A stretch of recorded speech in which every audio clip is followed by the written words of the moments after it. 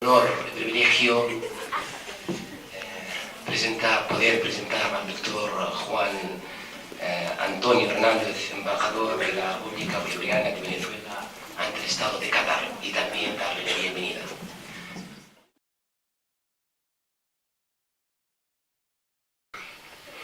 Esta conferencia es, por tanto, y en cierto sentido, un gesto orientado hacia la descolonización del saber.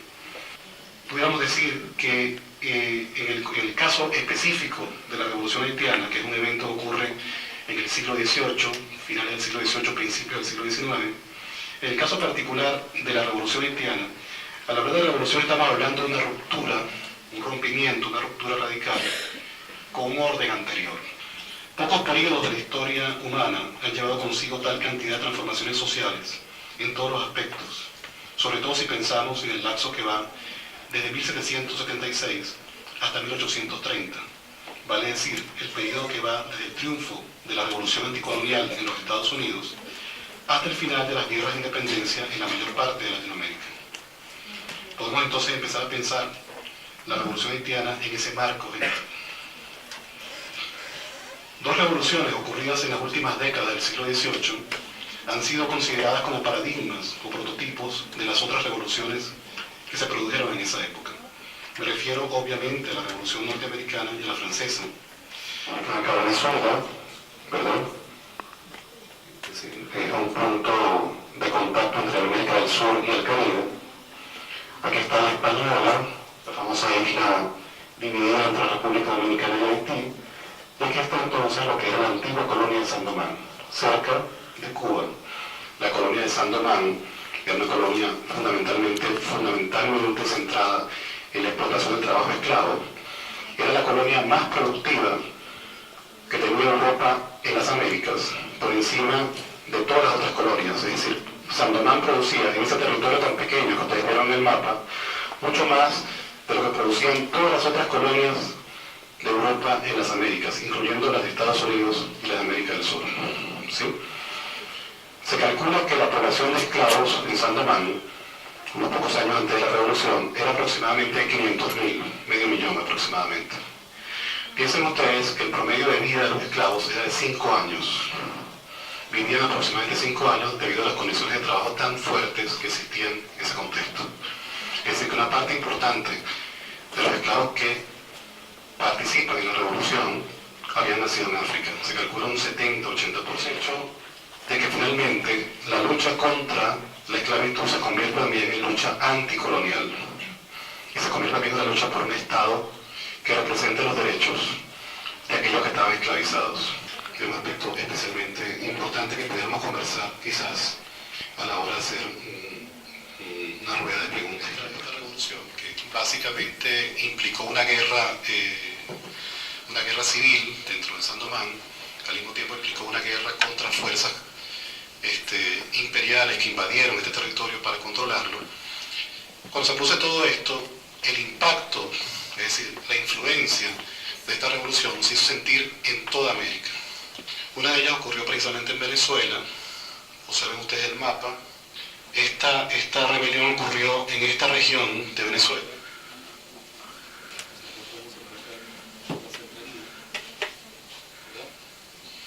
Y esa rebelión se conoce como la rebelión de Chirinos.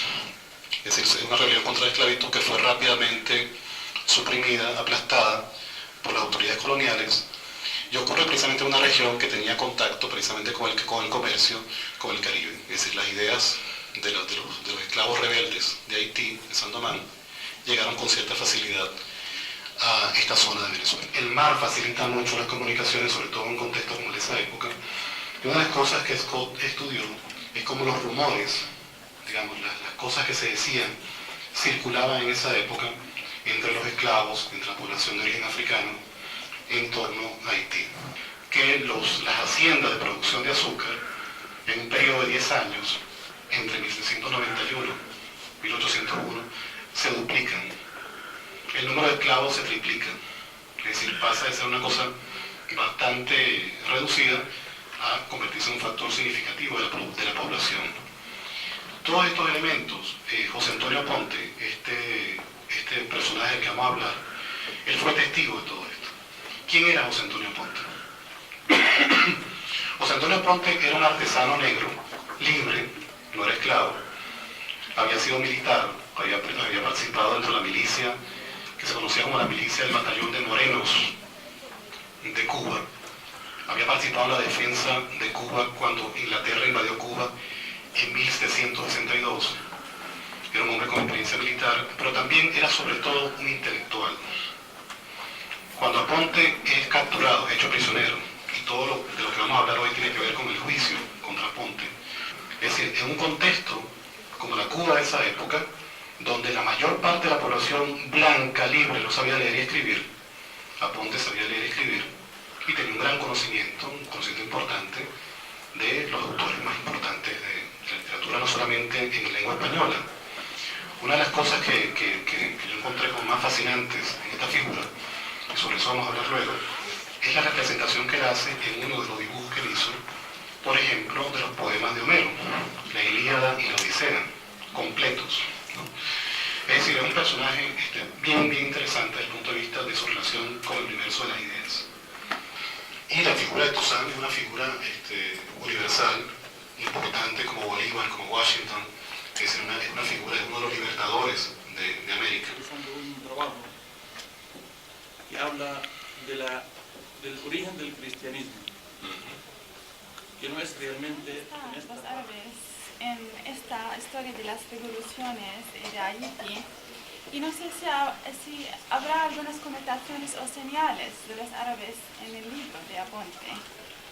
Pero no hay referencia directa, ¿no? No hay referencia directa porque en este contexto Aponte está tratando, dentro del paradigma cristiano, ¿verdad?, de responderle a la monarquía española. Entonces está en ese contexto. No hay referencias directas al tema. Por la oportunidad. Yo creo que lo más importante de esta conferencia es mostrar que hay una historia subterránea, paralela a lo que nos cuentan los grandes libros de historia oficial. Y en este contexto se trata precisamente de revisar, en el caso de nuestra conferencia de hoy, revisar lo que fue y lo que de algún modo continúa siendo la presencia de los imaginarios de la Revolución Haitiana en el Caribe. Cuando uno revisa los grandes manuales de historia latinoamericana, las referencias a esta revolución son o muy breves o no existen. Y de algún modo hemos tratado de retomar, digamos, esa parte subterránea, esa parte oculta, invisibilizada, y sobre todo planteando su influencia en otro país muy importante del Caribe latinoamericano, en el caso de Cuba,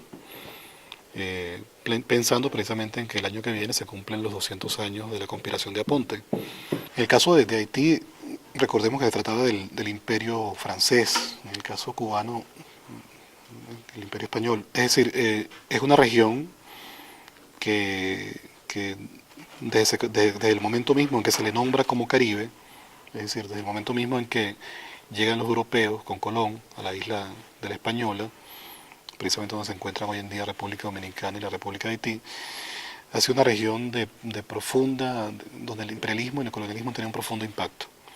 Uno pudiera decir incluso que hay una cierta colonialidad que se mantiene hasta el presente. Es decir, que ciertas relaciones de poder, de dominación, a pesar de que no tienen la misma intensidad del pasado, la esclavitud ya no existe, el imperialismo desde el punto de vista de las colonias que tenía España y Francia, por lo menos en el caso español ya no existe esa dinámica. La relación de dependencia de algunas islas del Caribe con Francia sigue manteniéndose, pero no es la misma del siglo XVIII y XIX. Entonces ha habido transformaciones profundas desde el punto de vista del racismo, del colonialismo, pero sigue existiendo racismo y sigue existiendo formas neocoloniales de dominación. Por una parte, uno encuentra en el Libertador, en ciertos momentos de su discurso, sobre todo cuando se dirigía a los sectores de la élite criolla en la Nueva Granada y en Venezuela, uno encuentra que se invoca el fantasma de Haití, como se le llamaba en esa época, el fantasma de Haití, el espectro de Haití. Se le invoca para causar cierto temor entre las élites, ¿verdad?, planteando precisamente la necesidad de que esa élite criolla mantuviera el control político del movimiento emancipador. Por otra parte, también es cierto que Bolívar libertó a sus propios esclavos siguiendo una sugerencia de Alexander Petion, el presidente mulato de la República del Sur de Haití.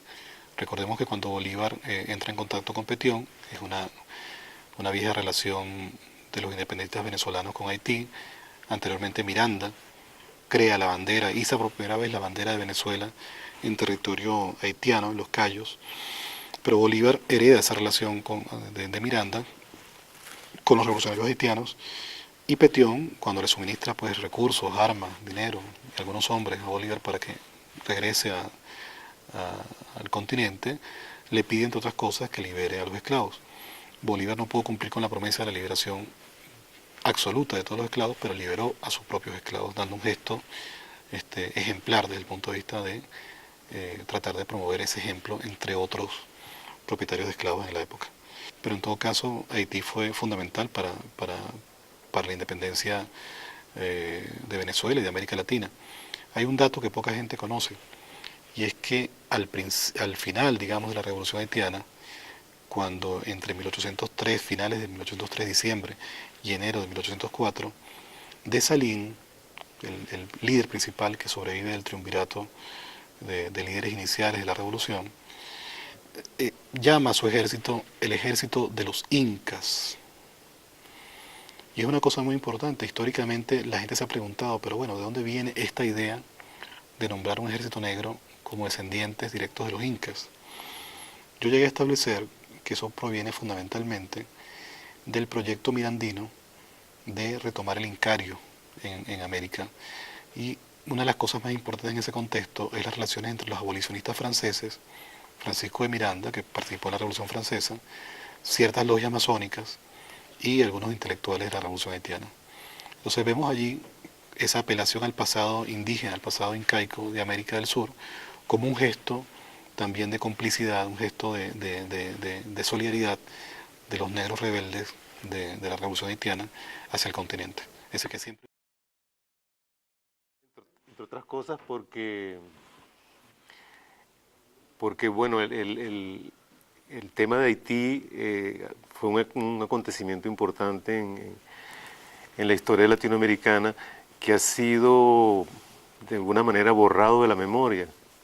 O sea, en su momento la revolución haitiana tuvo un impacto tremendo, no solamente en el área del Caribe, sino más allá, y generó, en el caso venezolano, una serie de revueltas de esclavos, además de que contribuyó de manera decisiva, inclusive desde el punto de vista financiero y militar, a la independencia venezolana. Tras haberse liberado del yugo colonial francés, la República de Haití, que en su momento, bueno, cumplió un papel fundamental y tuvo un gran impacto a nivel internacional, lamentablemente el Haití como Estado-nación entró en un periodo de involución histórica, básicamente producto de la dominación norteamericana.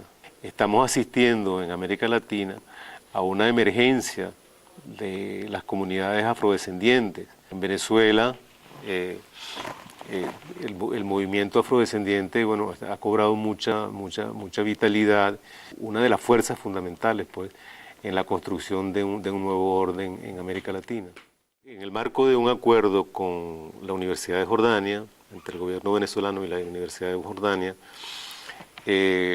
está planteado crear en el seno de la Universidad de Jordania una cátedra bolivariana de estudios latinoamericanos. La idea es que esto se convierta en el embrión de lo que sería un futuro departamento de estudios latinoamericanos en la Universidad de Jordania. Y además, a partir de febrero próximo, yo voy a comenzar a dar un curso, esta vez regular, sobre la historia y la civilización latinoamericana.